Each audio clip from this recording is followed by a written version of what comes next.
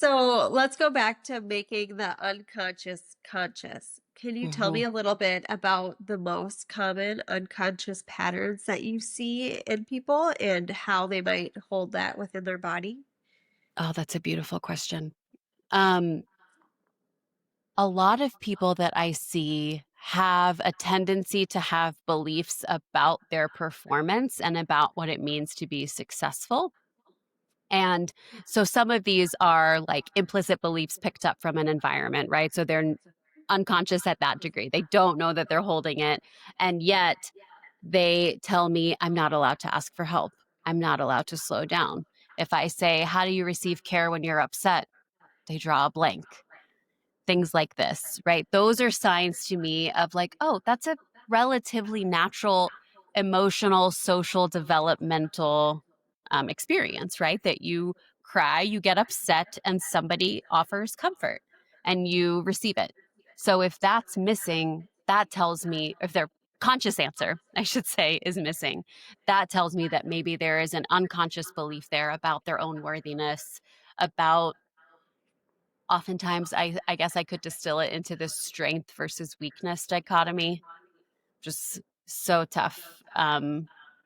I remember a season in life where I was like, I hate it when people tell me I'm strong because I don't want to have to be. So I think those pieces come in. Also, there's a pretty regular pattern of perfectionism, which a lot like somatic work has become a buzzword, right? That we can talk about in a lot of different ways. But I think that one's likely pretty relatable, right? Having a really high standard for something, feeling like nothing is ever good enough, or maybe even when you actually hit the goal, you manifest all the things, so to speak. You're so focused on the next one or the next goal that you can't like enjoy and absorb the success. So I would say there are some unconscious beliefs that we uncover there too of like, what's the why there? Why are you not allowed to make mistakes? Why are you not allowed to experiment? Things like that. So, what are some ways that somebody could start to uncover their unconscious beliefs or patterns or programs? Yeah.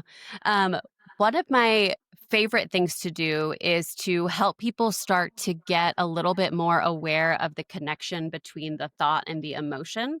I think that can be helpful because it's the emotion that will often take us on that journey to like the part we didn't recognize, if that makes sense. I'm like kind of picturing this map in my mind. I realize it's hard to say out loud. So, one of my favorite tools for that is tapping, EFT tapping, right? I'm saying the thing out loud that is bothering me. As I say it and I press these acupressure points, I'm able to also probably become more aware of emotions I'm experiencing. And maybe I even come up with some arguments in my head as I'm just naturally talking of like, wait a minute, that's not actually right. Why isn't that right? But why am I holding on to it? Right? Almost this dialogue emerges, and that's one of the techniques I try to impart to my clients. I do guided intuitive tapping with them in session, but I appreciate I have lots of practice at it. I want them to be able to do it for themselves too. So, what does that process look like, right? How do I catch it and then make do with it? And then the next piece is when we have that really strong emotional tone, right? When we're like, something is off. I don't feel normal. I feel upset, or I know this is out of proportion. Asking questions like, does this feel like me right now, or does this feel old? Another good question is, does this feel young? Does this feel like little me? Does this feel like a part of me who didn't get what they needed before and is now kind of like reaching back out, reminding us of that unmet need and trying to get it met now, which gets into some parts work, gets into some inner child bits. Yeah, I was gonna say, so when somebody asks that question and they find out, or I shouldn't say find out, but they recognize that, Hmm. oh, this feels old. What do Hmm. they do with that?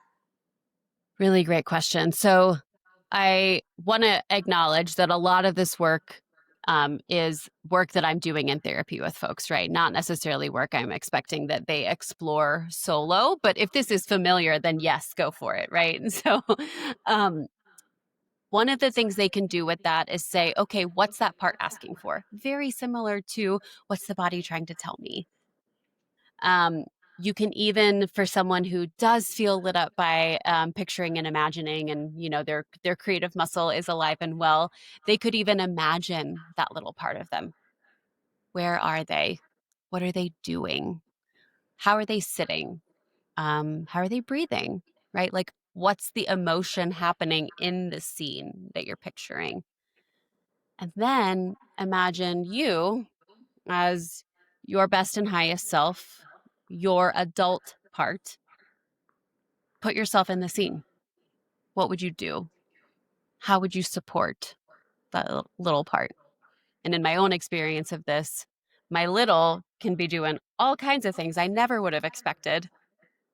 And most of the time, my adult part just has to come in and give her a hug or just be like, Anita, we're leaving this situation now. It's not working. It's okay for us to leave.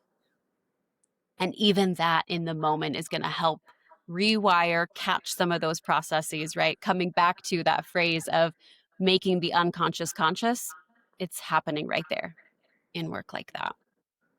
Yeah. I love that. The power of just acknowledging that piece of you that's stuck in that point Exactly. in time. Um, Exactly. I think the acknowledgement, the holding space for, um, so valuable. There's all kinds of research about therapy that look at like what's the most effective part of cognitive therapy, of EMDR, right? Like what makes the difference in therapy?